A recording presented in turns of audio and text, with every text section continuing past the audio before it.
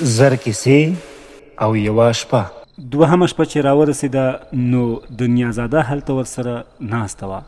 بیا یې له شهرزادې څخه په ډېر هوس وغوښتله: زما خورکۍ ګلې، څونه به ښه سي که د سوداګر او دیب نکل تر پایه راته ورسوې؟ په ځواب کې شهرزادې څرګنده کړه چې پر دواړو سترګو او په زیاته مینه، خو په دې شرط که د مبارک حضور اجازه وي. پاچا چې دا خبره واورېده نو د اجازې سر یې وښوراوه او ویې ویل: نکل کوه، درته غوږ مو دی. شهرزادې نو د نکل په پیل کې څرګنده کړه: ای بختور او د عدالت ساتونکی پاچا، دا حکایت نو خوله په خوله تر موږ پورې داسې را رسېدلی دی چې کله سپین ږیري وغوښته د هغه ځوان سخوندر حلالېدو ته وردمخه سي نو په زړه کې ناوړې اندېښنې راوخوټېدې او د ځان د ارامۍ دپاره یې د څارویو چوپړي ته وویل چې اوس خو دا سخوندر ونیسه، بویې ځه او هلته یې چیرې د څارویو سره په ګوله کې ایله کړه. کله چې بوډا سړي دغه بیان دیب ته کاوه نو هغه په ځیر سره غوږ ورباندې نیولی و او د ده حیرانوونکې کیسې ته له ډېره تعجبه څخه منګ تللی و. د هوسۍ خاوند زاړه بوډا د خپلو خبرو په بهیر کې دیب ته مخامخ وکتل او ورته ویې ویل: ای د پیریاني پاچاهانو لویه واکمنه، دغه زما د کاکا لور یا دا ستا په مخ کې تللې هوسۍ چې کله وکتل او ویلې ده چې ما د سخوندر له حلالېدو څخه ډډه وکړه، نو یې په قهرجن تندي له ما څخه وغوښته چې دغه خوسۍ حلال کړه. دی ښه په غوښه پټ او پرله وهلی چاغ دی، خو څرنګه چې ما زړه نه سوای کولی او لاس مې د هغه حلالېدو ته نه ورتلی، نو مې غوبه ته ښوونه وکړه چې زما له مخې یې چپ کړه. هغه هم تر غاړې ونیوی او ورسره ولاړی. دا بله ورځ په داسې وخت کې چې کور ناست یم، ناڅاپه ګورای مورای غوبه راغی او پر غوږ را پرېوتی. باداره، تا ته یوه خبره کوم چې زړه به دې له ډېرې خوشحالۍ څخه په وغوړېږي، خو باید له یاده ونه باسې چې د دې خبرې نیکمرغه زیری بیخي په دې ارزي چې ما ته یوه زوروره بخشي ومني. غوبه ته چې ما ښه وکړه نو هغه په خپل بیان خوله داسې راته پورې کړه: زما صاحبه، څه به درته وایم، زما یوه لورکۍ ده چې هغې په وړوکتوب کې له یوې بوډۍ څخه چې زموږ سره اوسېدله د کوډو چارې زده کړې دي. پرون چې تا او ما ته سخوندر راوسپاره نو زه له هغه سره د خپلې لور کره راغلم. لور چې مې سخوندرکي ته وکتل، له هغه څخه یې خپل مخ پټ کړ او هم په ژړا سوه. وروسته یې بیا وخندل او ما ته یې وویل: بابکه، پلاره، زه تا ته د یوې خاشۍ په اندازه قدر نه لرم، ځکه زه نه خبره نه اتره ته ناببره زما کره پر دې نارینه راولي. ما چې له یوې خوا د خپلې لور ژړېده، له بلې خوا خندېده او بیا د مخ پټېده ولیده، نو مې له ډېره حیرته څخه دا پوښتنه را دمخه کړه چې دلته پردی نارینه چیرې دی؟ دې په ځواب کې روښانه کړه چې دغه ستا سره راغلی سخوندر په اصل کې زموږ د بادار زوی دی، په ده باندې کوډې سوي دي او څېره یې وربدله کړې ده. میرې هم په ده او هم د ده په مور داسې کوډې وکړ چې د بوداګانو په بڼه یې واړوله. پر مور یې ما ته ژړا راغله چې پلار یې حلاله کړه، خو پر دې بیا ما ته خندا راغله چې څرنګه هغه ښکلی زلمی په داسې ناشولټه بڼه اوښتی دی. ما چې دا عجیب بیان واورېدی نو ځکه د لمر له راختو سره مې تا ته را اعلی کړه چې ژر تر ژره زیری در باندې وکړم او په حال دې خبر کړم. ګرانه دیبه، دا خبرې چې ما له غوبه څخه واورېدې نو دوې پښې مې دغه وې، دوې مې نورې کړې او له ډېرې خوښۍ څخه مې پښې مځکې ته نه ورتلي. د سترګو په رپ کې د غوبه د لور او له ډېرې خوښۍ څخه مې پښې ځمکې ته نه ورتلې. د سترګو په رپ کې د غوبه د لور کور ته راورسېدم. هلته مهربانه نجلۍ مخې ته راغله، سلام یې راواچوه او لاسونه یې رامچ کړه. په دې وخت کې سخوندر هم زما خواته راغی او ځان یې راپورې وموږی. د غوبه له لور څخه مې وپوښتل: آیا هغه څه چې تا د دې سخوندر په باب کې ویلي دي رښتیا دي؟ دې په ځواب کې راغبرګه کړه چې هو باداره، دا ستا زوی او ستا د زړه ټوټه ده. بیا نو ما له دې څخه هیله وکړه: پر ما ګرانې او مهربانې نجلۍ، ته که کولی سې چې ده ته له دغه ناوړه حالت څخه نجات ورکړې، نو زه تا ته زما ټوله رمې او ګلې، زما هر څه جایداد او مال او زما ګرد هغه شتمني در بخم چې همدا ګړۍ ستا د پلار په لاس کې ده.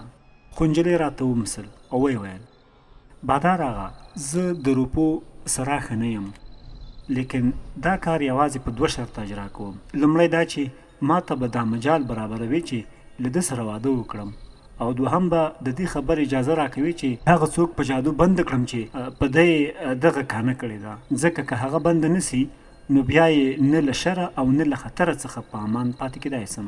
د دې بیان چې ما واورېدی نو مې ورته وویل ستا د دغو دوو شرطونو په منلو سربیره بیا هم زما ګلې، زما رمې او زما ټوله هستي چې ستا د پلار په لاس کې ده په تا پورې اړه لري.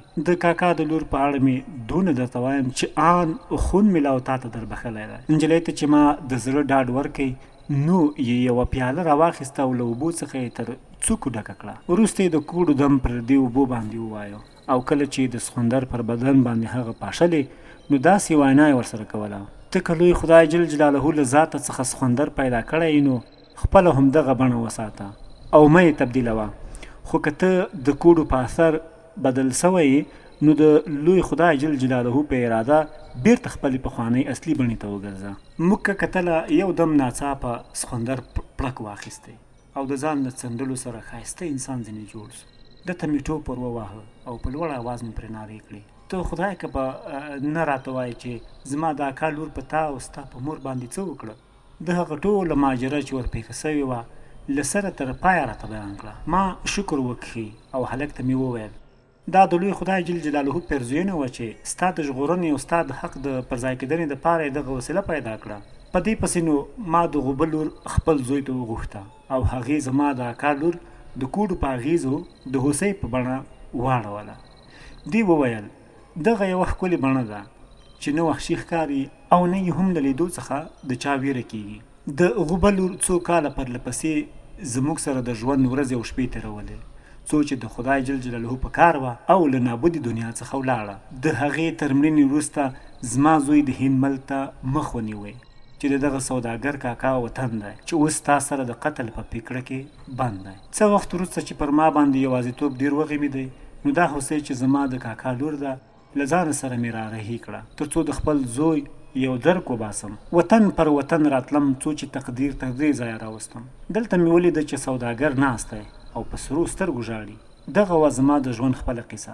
دیب ته چې د لومړي بوډا نکل خوند ورکوي نو یې په ښه زړه وویل: والله چې دا خو ډېره حیرانونکې او جالبه قصه وه. زه په بدل کې د سوداګر د خون درېیمه برخه تا ته بخم. بیا نو دوهم بوډا چې دوه ښکاري سپیان ورسره وه راوړاندې سو او دیب ته یې په بیان خوله پورې کړه: که زه تا ته زما له دوو سپیانو سره د خپلې پیښې په باب په زړه پورې نکل وکړم او ته زما حکایت حتی ډېر زیات عجیب وګڼې نو آیا د دې سوداګر د ګناه درېیمه برخه به ما ته راوبخې؟ په ځواب کې دیب ومنله چې که چیرې ستا نکل خورا جالب او حیرانونکی و نو تا ته به یې هم در وبخم. زاړه بوډا د خبرو مخ دیب ته راوګرځاوه او ورته ویې ویل: ای د پیریاني پاچاهانو ستر واکمنه، دغه دوه سپي چې ګورې دا په حقیقت کې زما سکني ورونه دي او زه د دوی درېیم ورور یم. څه وخت چې زموږ پلار په حق ورسېدی په میراث یې موږ ته 3,000 دینار راپاتې سو چې سړي سر هر یوه ته 1,000 دیناره ورسېده. ما یو دوکان ګوټی راویستی چې په هغې کې د رانیولو او خرڅولو په کاروبار لګیا سوم. ورونو مې هم هر یوه د خپل ځان دوکانونه پرانیستله. ډېره موده نه وه تېره سوې چې یوه مشر ورور مې چې دلته له دغو دوو سپیانو څخه یو هم نه دی خپل ټول مالونه او څه سامانونه چې یې درلوده ګرده یې له یوه مخه پر بازار کړه او له کوره څخه کومې بلې خواته په سفر ولاړی. بسته یو کال ورک و او هیڅ درک یې نه معلومېدی. خو یوه ورځ چې زه پر دوکاندارۍ ناست وم نو ناڅاپه ما ته ډېر نږدې یو فقیر ودرېدی. فکر مې کاوی چې خیرات درڅخه غواړي نو ځکه زما تر خوله ورته راووتل چې خدای دې وزله وکړه. د دې خبرې سره فقیر بغاره کړه او په ژړا یې وویل چې ته مې نه پېژنې؟ زه چې کله ښه ورته ځیر شوم نو که ګورم چې دا خو مې ورور دی سمدستي ورپاڅېدم او په غېږ کې مې ونیوی. تر تاوده روغبړ وروسته مې خپل دوکان ته راوخېژاوه او سره کېمیناوی. باره مې پوښتنه ځینې وکړه چې دا څه در پېښ سوي دي؟ ده په ځواب کې راته څرګنده کړه: ورورکه پوښتنه مه کوه، پیسې ټوله ولاړې او بخت مې وګرځېدی. بیا مې نو دی کور ته راسره بوتی او حمام ته مې دننه ایستی. خپله یوه نوې جوړه کالي مې ور واغوسته او عادي حالت ته مې راوستی. په دې پسې مې نو د خپل دوکان موجودي وکړه او په نتیجه کې راته څرګنده سوه چې سرمایه مې 1,000 دیناره ګټلي دي.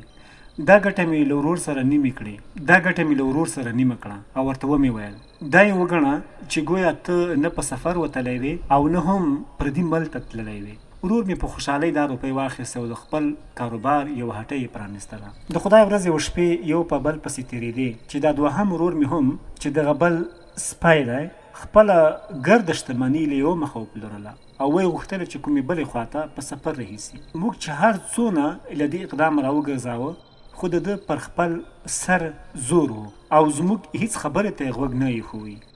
د سوداګرۍ په نیت یې لږ ډېر تجارتي مالونه رانیول او د سوداګرانو له کاروان سره په سفر ولاړی. دی هم پوره یو کال لا درکه و او تر هغه وروسته کټ مټ د دابل مشر ورور په څیر په هماغسې حالت راغی چې په خوارۍ لړلی یو اسکرلی فقیر ځینې جوړ سوی و.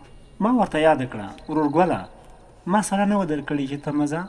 سترګې له اوښکو څخه ډکې سوې او په لوړ غږ یې واوسیلل، زما ورور جانه په تندي کې مې دغسې لیکلې وه چې نه په بله کې ده، خو اوس یو بېوزله فقیر یم چې نه یوه توره پیسه په جیب کې لرم او نه روغ کالي په غاړه کې. بوډا غاړې تازه کړې او دیب ته یې وویل پوهېږې چې دی مې هم نو همداسې تر حمامه ورساوه او له خپلو ښو جامو څخه مې یوه نوې جوړه کالي په واغوسته. د ډوډۍ تر خوړلو او د شربتو تر څښلو وروسته مې د خبرو په ترڅ کې دته یادونه وکړه، ورور جانه زه خو په هر نوي کال کې د خپلې هټۍ ټوله کاروبار یو ځلې تر حساب باسم او ګټه یا تاوان یې ځان ته معلوموم. اوس چې هم د کال سر دی غواړم خپل دکان موجودي کړم او هر څونه ګټه چې مې کړې وه هغه د ورورۍ په ویش له تا سره نیمه کوم.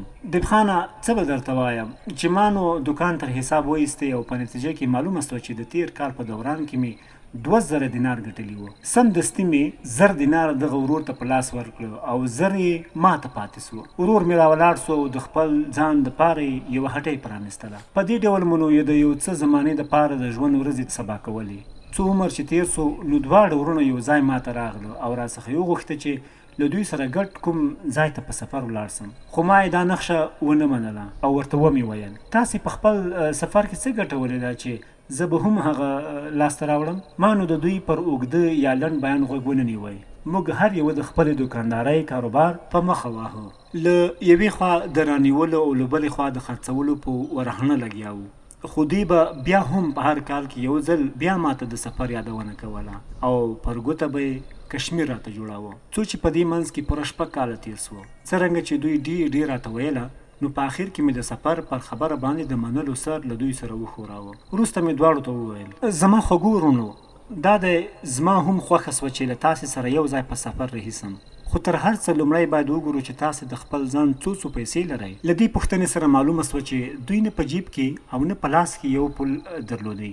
هر څه روپۍ که ما ورکړې وې یا یې خپلې ګټلې وې هغه ټولې پر یو مخزنې تللې وې، په نس یې خوړلې وې، په شرابو یې بازلې وې او په چړچو باندې یې لګولې وې. له دوی سره مې نور بیان ونه کړ او نه مې څه ورته وویل، خو خپل حسابونه مې چې وسنجول او له پخوا راپاته مالونه او سامانونه مې ګرده وپلورل او پیسه مې کړه نو ټول 6000 دینار ځینې جوړ سو. په دې غټو نج خورا ډېر خوشحاله سوم او سم دم مې په 2 برخو باندې وویشلې. ورونو ته مې څرګنده کړه دغه 3000 دینار زما او ستاسې سرمایه ده چې ګډه سوداګري ورباندې وکړو. راپاته برخه چې هم 3000 دیناره وه یو پټ ځای مې ښخه کړه، ځکه ما ول نسي ویل کېدی چې په ما به هم هغه د دوی کانه وسي او د آل ملنګ به راڅخه جوړ سي.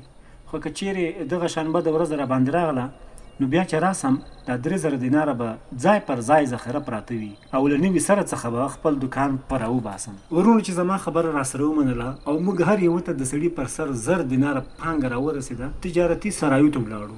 د سوداګرۍ ضروري شیان مو راونیول، د سفر تیاری مو ونیوه، کښتۍ مو کرایه کړه او خپل مالونه مو هم ورواچول. موږ پرله پسې د ورځې او د شپې سفر کاوه، څو چې 1 میاشت وروسته له خپلو مالونو سره یو ښار ته راورسېدو.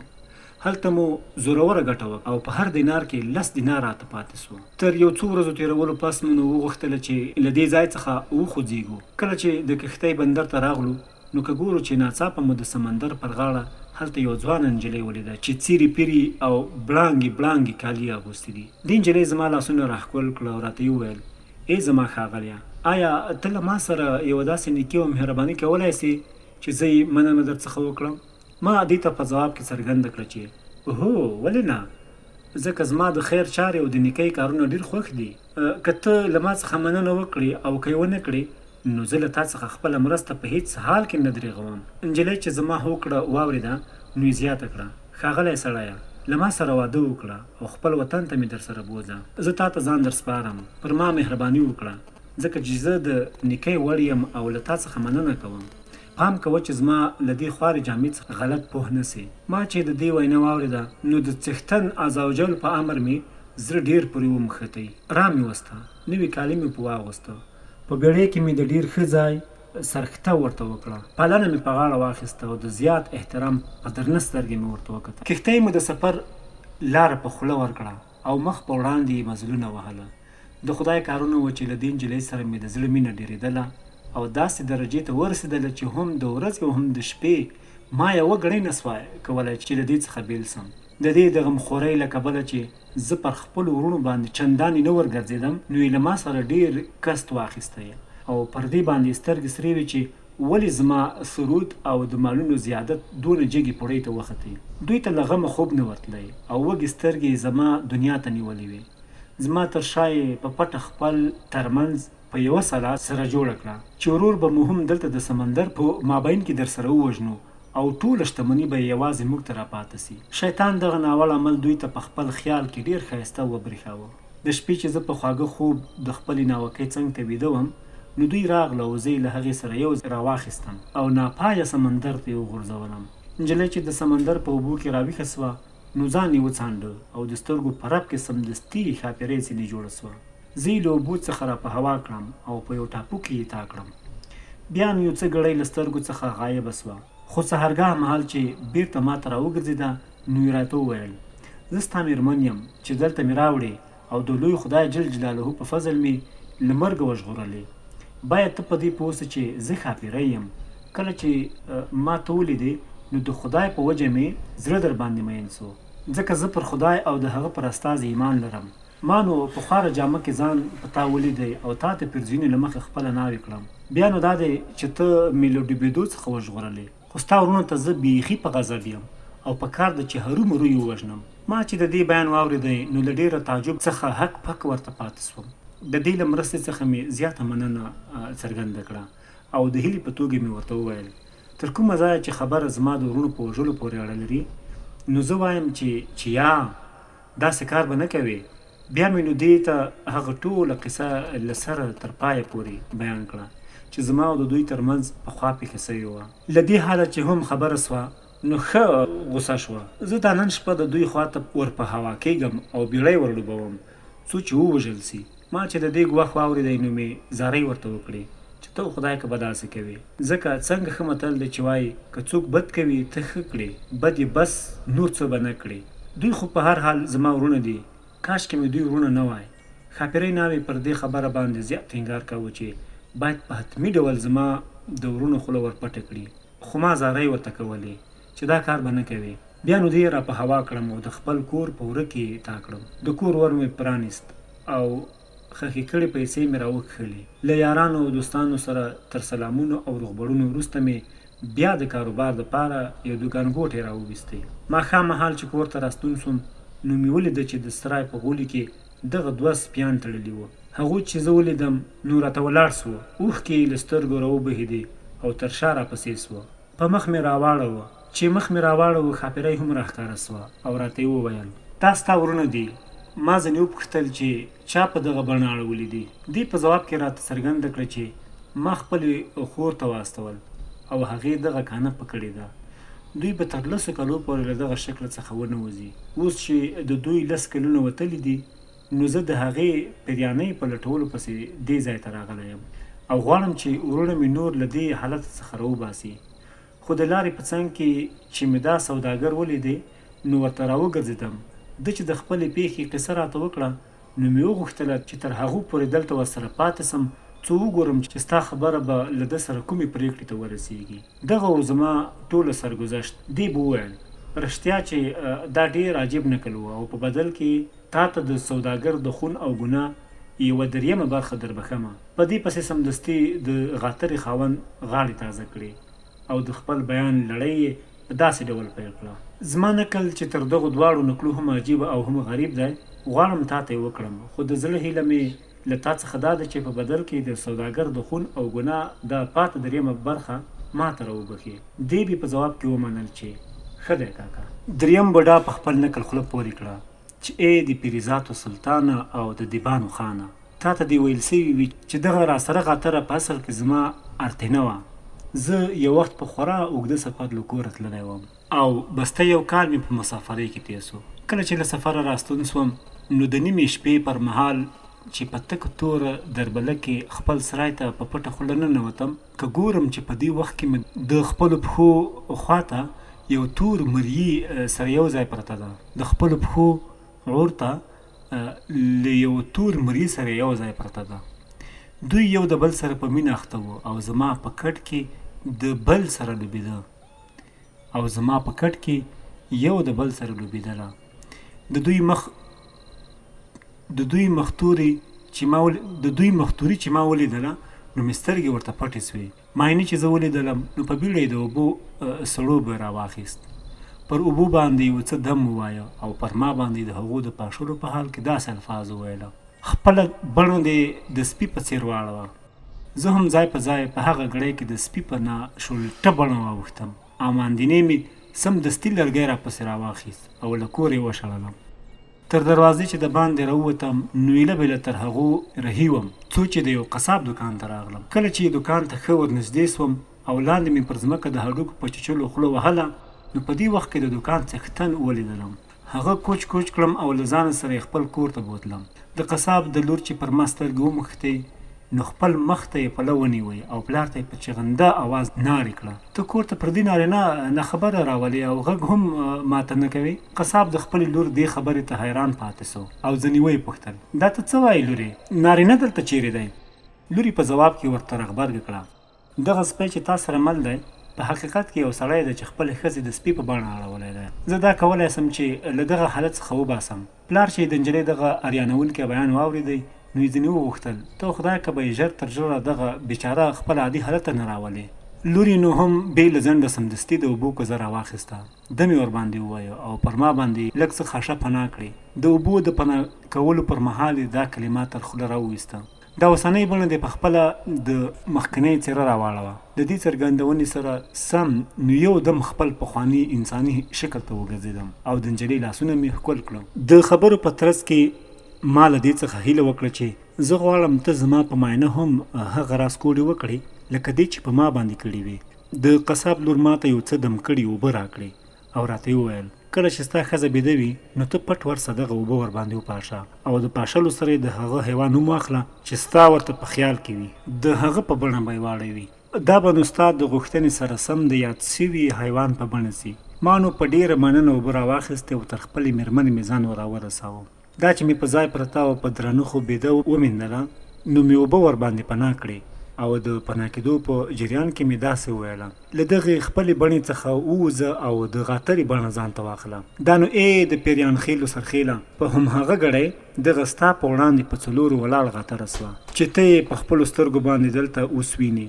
دې غاترې ته مخ واړوه او ځینې ویې پوښتل: دا خبرې رښتیا دي؟ هغې سر وښوراوه او له شارو څخه یې څرګنده سوه چې وایي: هو، په خدای دا زما سر گذشت و او هم هغه څه چې ما ته راپېښ سو. د غاتري خاوند دریم بوډا چې خپل لنډ نکل پای ته ورساوه نو دیب چې خورا هیښ ورته تللی و او له حیرت څخه یې خوله خلاصه پاته وه، دته یې هم د سوداګر دریمه خیسه خون ور وباښه. د قصې بهیر چې تر دې ځایه راورسېدی نو د شهرزادې پام سو چې د سهار د سپېدو روښانه وړانګې په ختیځ کې وځلېدې او د خپل نکل بیان چې د پاچا په اجازه یې راپیل کړی و په همدې ټکي باندې بس کېدو ته ورساوه. د دې خور دنیازاده چې د نکل اورېدو ته نشه تللې وه ارګمی وکښه او په لوړ اواز یې وویل: زما ګرانې خورې، دا څونه خوندور، سخته مزهدار او څومره د ژوند له عجایباتو څخه ډک نکل و چې ما یې تر اوسه ساری نه و اورېدلی. شهرزاد په جواب کې ورته رغبرګه کړه: دا یې په ګز کې لا نه دی. که ته د سبا نکل واورې که چیرې د پاچا مهرباني راباندې وسوه او زه تر هغه پورې ژوندی پاته سوم. پاچا چې دغه بیان واورېدی نو یې په زړه کې له ځانه سره وویل: تر هغو پورې په خدای که ووژنم تر څو چې ما د سبا په زړه پورې نکل اورېدلی نه وي. وروسته نو دوی تر لمر ختو پورې یو د بل په غېږ کې سترګه خوږه کړه. په دا سبا نو بیا له معمول سره سم پاچا خپل پرتمین دربار ته راغی چې عدلي او حکومتي چارې سرته ورسوي. درباري سپاهیان تیارسي ولاړ وو. وزیر هم په خپله چوکۍ باندې د پاچا هدایت ته چمتو ناست و او شاهي تالار له غټانو درباریانو، خانانو، ملکانو او ولسي کسانو څخه لاندې باندې ټوله ډک و. پاچا د ورځې تر پایه حکم وچلاوه. څوک یې مقرر کړه څوک یې موقوف کړه، څوک یې لوړ کړه، څوک یې ځوړ کړه او راز په راز دولتي فرمانونه او حکومتي امرونه یې صادر کړه. د ماښام خواته دربار ټول سو او پاچا د خپلې هوسایۍ او ساترۍ ماڼۍ ته راستون سو. په ماڼۍ کې د ناوې خونې ته ځان راورسو او له شهرزادې سره یو ځای سو.